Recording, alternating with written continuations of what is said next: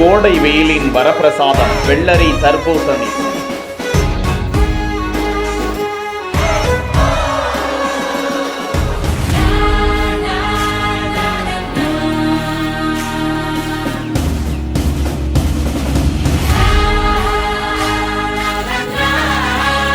மயிலாடுதுறை மாவட்டத்திற்கு தேடி ஓடி சென்று வாங்கி வரும் வியாபாரிகள். எல்லாம் தர்பூசணி வெள்ளரி தான் சாகுபடி பண்ணிட்டு இருக்கோம்.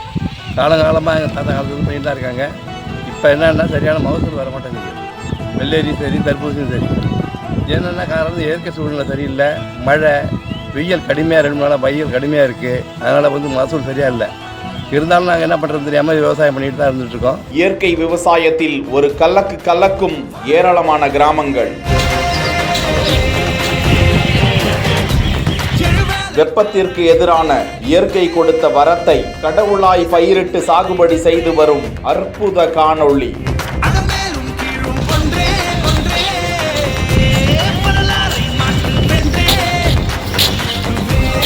லாபம் இல்லாவிட்டாலும் இந்த தொழிலை செய்வோம் என சூளுரைப்பு. மயிலாடுதுறை மாவட்டம் தரங்கம்பாடி தாலுகா செம்பனார் கோவில் ஒன்றியம், அனந்தமங்கலம், சின்ன ஆனை கோவில், மாணிக்கப்பங்கு, திருக்கடையூர், தில்லையாடி, காளியப்பநல்லூர், சிங்கானோடை, பத்துக்கட்டு உள்ளிட்ட பல்வேறு கிராமங்களில் விவசாயிகள் வெள்ளரி மற்றும் தர்பூசணி சாகுபடியில் மும்முரமாக ஈடுபட்டு இருக்கிறார்கள். இயற்கை உரங்களை கொண்டு குட்டைகள் மூலம் கிடைக்கும் தண்ணீரை மோட்டார் கொண்டு தெளிப்பு பாசனம் செய்து இந்த சாகுபடியில் ஈடுபட்டு இருக்கிறார்கள். கோடை காலத்தில் வெப்பத்தின் தாகத்தை தணிக்கும் அருமருந்தாக இயற்கை கொடுத்த வரமாக உள்ளது வெள்ளரி மற்றும் தர்பூசணி என்றால் மிகையாகாது. முக்கியமாக அந்த பகுதியில் தர்பூசணி மற்றும் வெள்ளரிக்காய் அதிக சுவையுடன் இருப்பதால் 40 நாட்களுக்கு ஒரு முறை அறுவடை தொடர்ந்து கிடைப்பதால் அந்த பகுதியை தேடி வெளிமாவட்ட மற்றும் வெளிமாநில வியாபாரிகள் குவிய தொடங்குகின்றனர். முக்கியமாக மக்களின் தாகத்தை தணிக்கும் உயிர் நாடி விவசாயத்தை தாங்கள் செய்வதால்